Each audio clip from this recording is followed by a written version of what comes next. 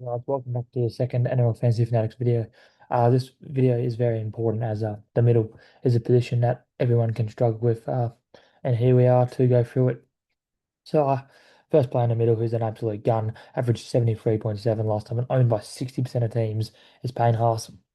Everyone knows what Payne can do. First round against Penrith, he looks absolutely will do everything for the Broncos. He has around 12 by there, so he looks like a very strong option before the Origin period. For me, it's either Haas or Cleary. You can't go with both. It just leaves the balance of your team too. Uh, there's a lot of cash cows out there, though, to be fair this year, but I feel like it leaves the balance of your team a bit too unnoticed there. So for me, obviously, if you're going to go with Haas, you go with Haas because he's going to do a great job there. But I do think that you choose between one of them. You can't have both. And Haas is probably the best or the second best option. It's hard to tell, but I do think they will both do incredibly well. And I can't fault you for getting him. We all know he's going to do Terrell May again, probably in the same boat as Haas. Will do well. Average of 70 there, but around one buy. A lot of money sitting on your bench for round one when that buy is on.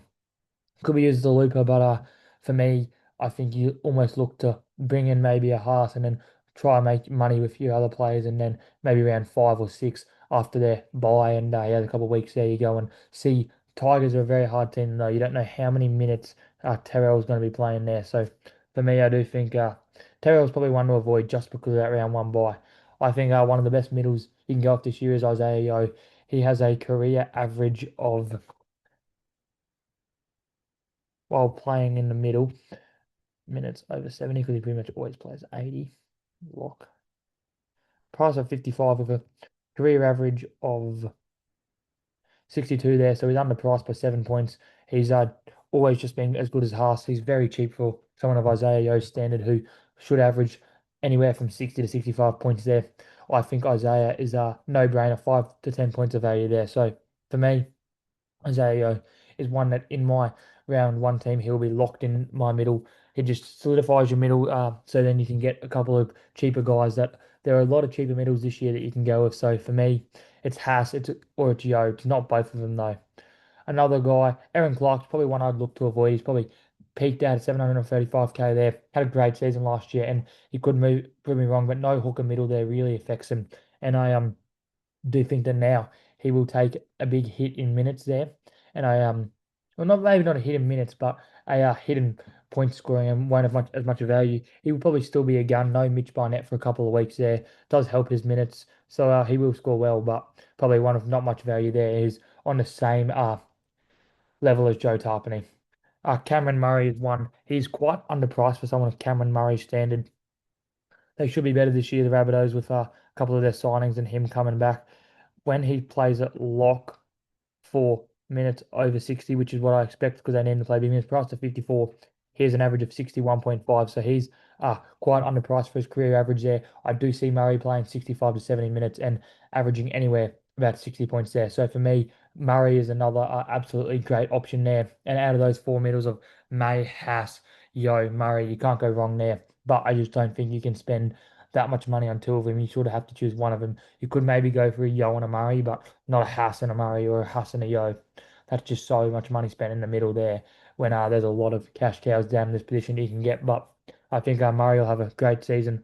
I would personally avoid Keon Kalonga-Matangi. I know he averages amazing in the middle with a career average of like 62 around there, but I think Murray back just takes away those lock minutes that he could play. He's going to be playing prop where he's probably only playing 55 to 60 minutes there and doesn't have an edge duel anymore. So probably only averages around 55 to 60 points there. So for me, he's one I'm letting go through to the keeper here, but one I'm quite big on, a little bit cheaper with a dual position there. When playing at prop with minutes, or when playing at prop, he averages at 58.4 there, price of 51. He has 7 points of value by the looks of it, and you see absolutely great scores there in 2025. Toby Captain, if he's back round one, he's a very good one you could start and plug into your edge there. So for me, I'm really keen on Toby Captain, but I wouldn't be playing him as a middle. I'd be playing him as an edge. Carrigan, Lindsay Smith, Tino, I all have them as avoids. I think Tino could probably be the best, or Tino or Carrigan could probably be the best there. I don't see much increase for Lindsay Smith, if any, there. I think Carrigan, we've seen what he can do, but 700k for Carrigan is pretty much maxed out there. And Tino for Malawi, 668k is also close. He could get above 700k there, but yeah, they've lost a lot of players this year. The Titans, and I do think that they could struggle this year, which makes Tino struggle a bit more. Might play bigger minutes there, but he's one I'd look to look for the first couple of weeks. Look at Adam Fanua Blake. He's a quite interesting one, 661k, which is quite cheap for Adam. He's been 750, 800k there, and he definitely for the first couple of weeks, 6 to 8 weeks there, could have a great season considering no Cameron McInnes, so they need to fill in his minutes there. You can see Adam Fanua Blake when playing prop at the Sharks in 2024 and playing. Oh, sorry, he only moved there 2026.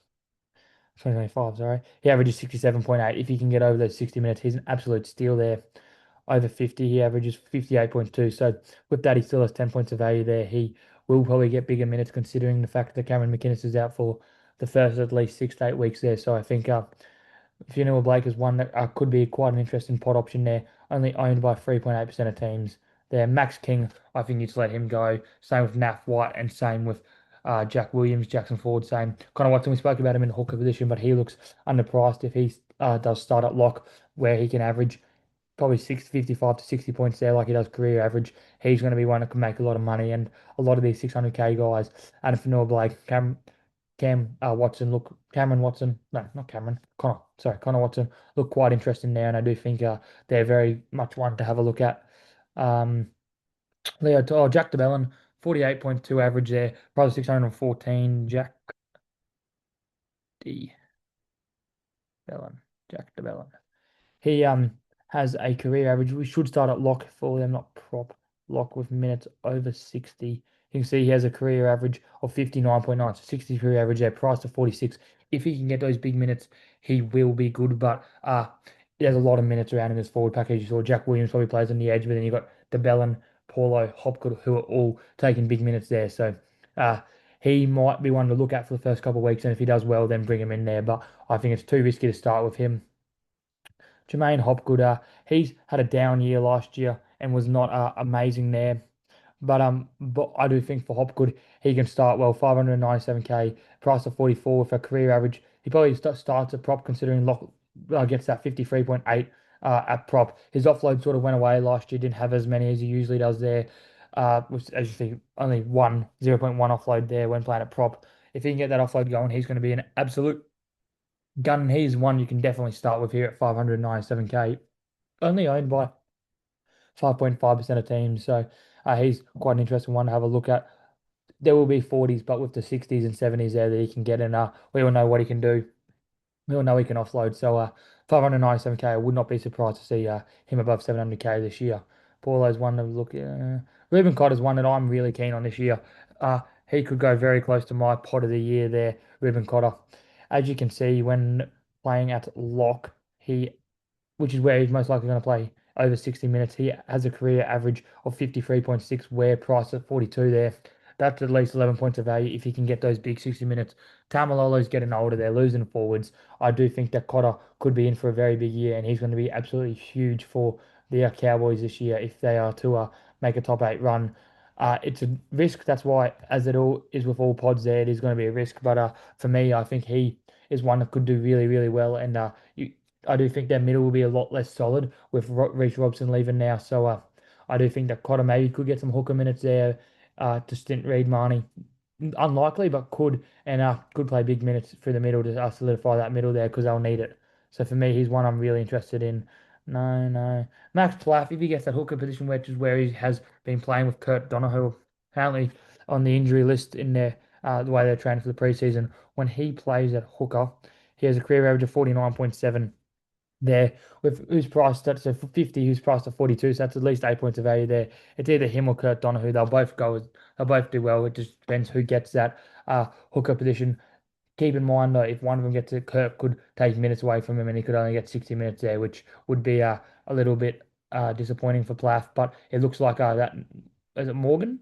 Yeah, Morgan Knowles has solidified that 13 spot, so one of them sort of comes off the bench or Plath plays prop there and Donoghue comes off the bench or starts at hooker. But I do think it depends what team let's say, but either one of them that plays hooker should do well there and average around 50 points there. Adam Elliott at the Rabbitohs could be interesting. I don't think he'll get big minutes considering he'll probably come off the bench now that they've got solidified their 13 and prop role with Key on there, Totola and Murray back. So I do think I do think Totola's still with him actually, but I do think the Rabbitohs will he'll do well for them. But I do think he's one to watch. And if Murray goes down injured or Keon goes down injured and Adam Elliott gets those big minute roles, then you can send him into your team. But for now, I'd be avoiding him. Safe off, probably too expensive now. Got that good dual position there though. Gilbert, no dual position this year.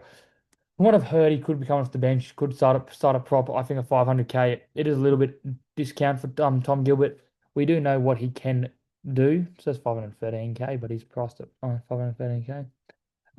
Let's say starts at prop, average of 40 there in his career. Only ever really played there when playing into for the Cowboys. That only gives him 2 points of value there. I would wait for the team list, but it looks like he's going to be playing a prop. So for me, Tom Gilbert is one to avoid. Tom Flegler, though, with him coming back, that's a big in for them. He should do quite well. Leg. Maybe it's Thomas Flegler. Yeah, that's why it didn't turn up.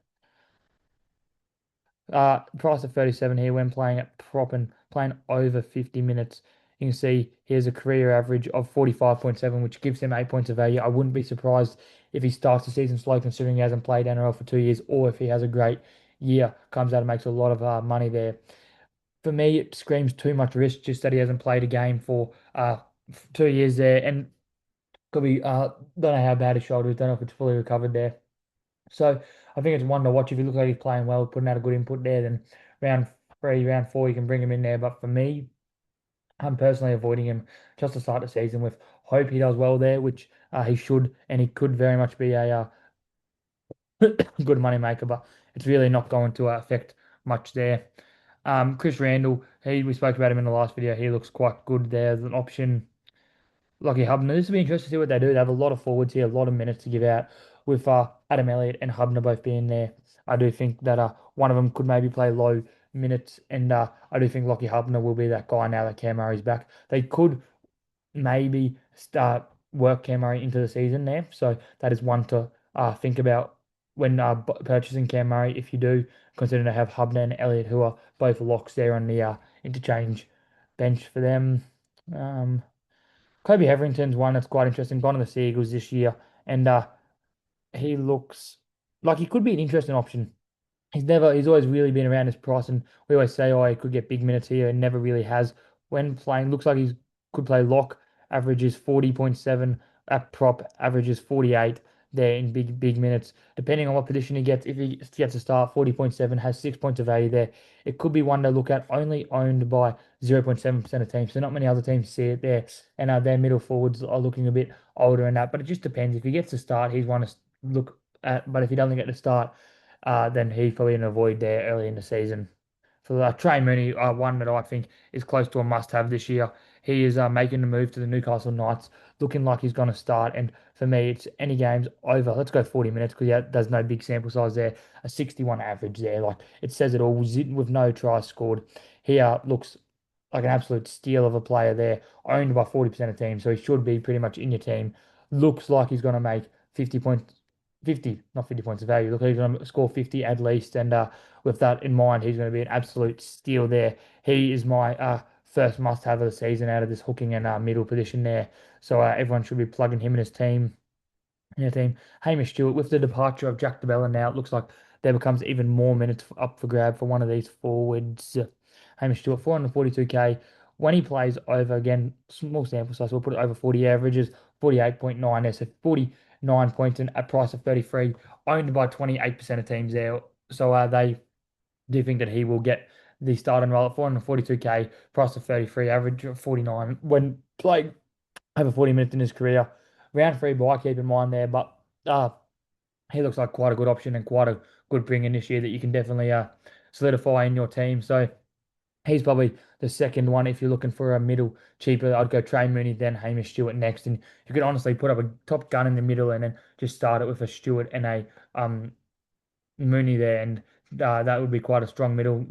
They should both make great cash. He's a good player there, Hamish Stewart. So for me, he's probably the second middle you could have a look at down at this price point. What else is there? Bailey Hayward, we spoke about him last. we last video, but yeah, he looks good. Looks solidified to get that hooker role where he should play 60 minutes there, and it looks like he's going to average 40 to 45 there. Could even have bigger minutes with a very small sample size when playing at hooker. David Moale is one that I'd let go for the keeper. Just so many forwards to give so many minutes to there.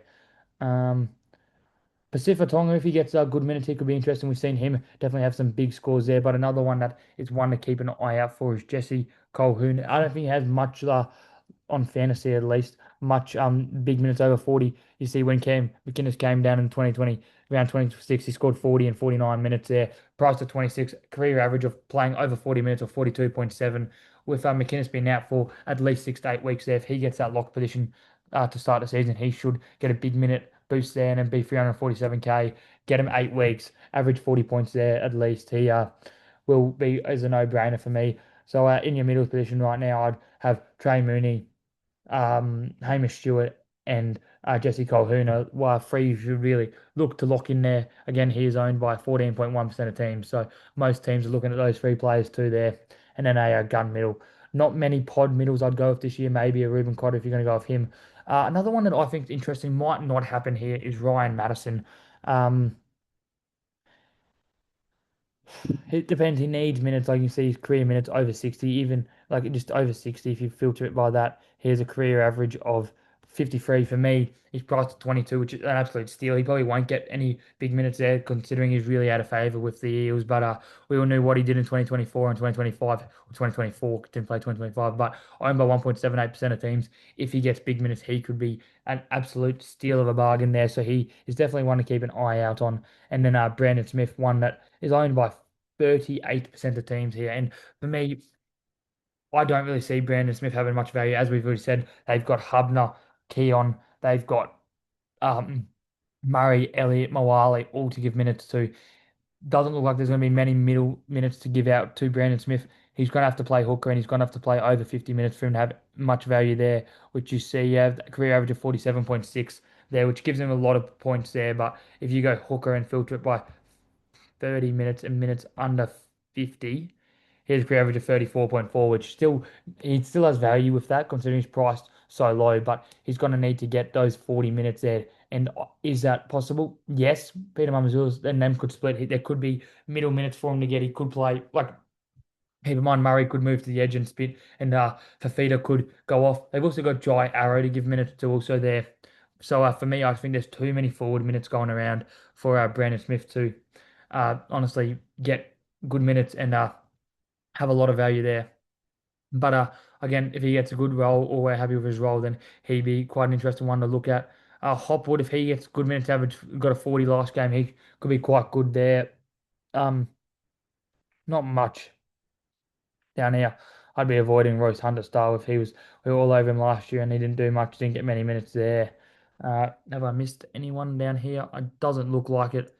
So yeah, now let's if I was to choose my middle, I am starting personally with a Isaiah Yo. As we said, I think he's really underpriced, can average anywhere from 60 to 65 points there. I would go a Stewart with a Stewart.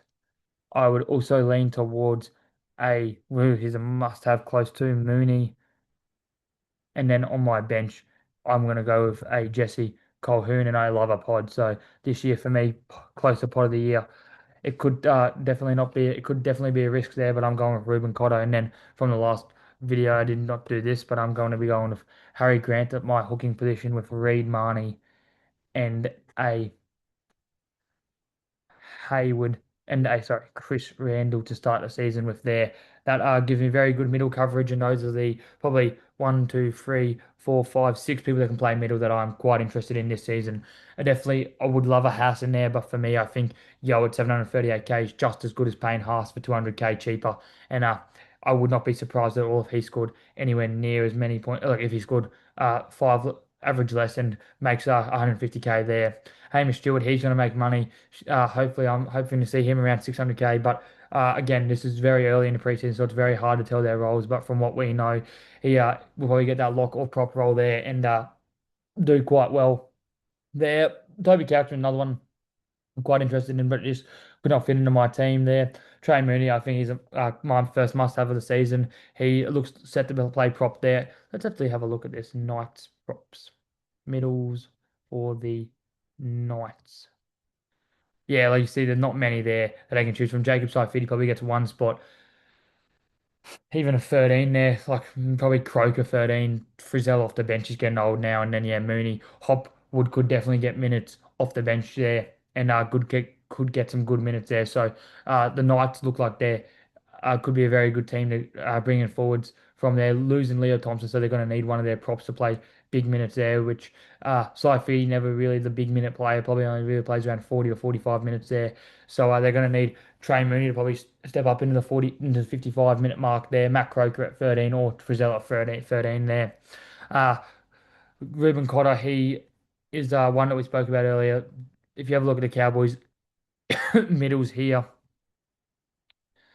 they got Griffin Neem out early, Cohen Hess there. Like for me, I think it screams a lot of minutes for Ruben Cotter, a lot of important minutes for Ruben Cotter too.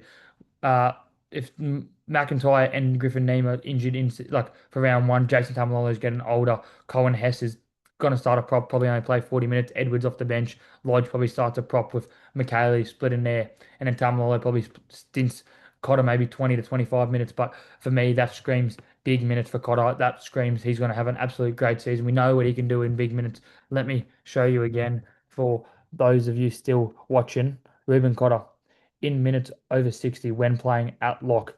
He has a career average of 53.6, which gives him pretty much 11 to 12 points of value there. So for me, Ruben Cotter is one that I am very interested in there. And then for the Titans, Mo Fodawaker, Tino probably goes. You see this Tino probably prop Mo Fodawaker there, and then they've probably moved him now that Jermaine Joliffe is injured, which leaves a spot open for Chris Randall there to take that 13. You probably see Simpkins come onto the bench with Khaleesi Haas, who could be starting at edge, and then Moran there. So I do think this again screams huge minutes for Tino and huge minutes for Chris Randall.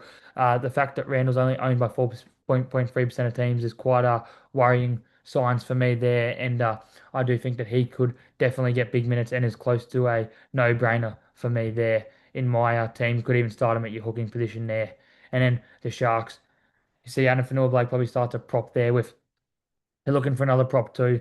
Could be a cheaper one, probably Toby Rudolph or Tom Hazelton there. Kafusi and Hamlin Ueli play middle, will probably come on and play prop there. So for me, there's not a lot of people taking minutes away from Jessica Colquhoun with Cameron McInnes out with that ACL injury. So I do think that middle is one of the easiest positions this year to choose. Not many pods you can go here. Randall and Cotter are probably the two most interesting pods that I'm interested in there. But I think you don't go against the pack. You go for your house for your yos. Like yos still own over 16% of teams there. So for me, that pretty much wraps up the middle. But this is how my team's looking now based off these two videos there. I'm quite happy with how it's looking, honestly. I think, as I said, Grant, last video, he'll have a great season. Should have an increase in stuff now that they're decimated Pappenhausen gone and that. And I do think he'll have a great season, bounce back there. Reed Marnie, I think he's going to have a good season at the Cowboys, play big minutes. As we said, for Cowboys, you got hookers now for the Cowboys. They really got nothing there. They got Carl Lawton, but he's injured.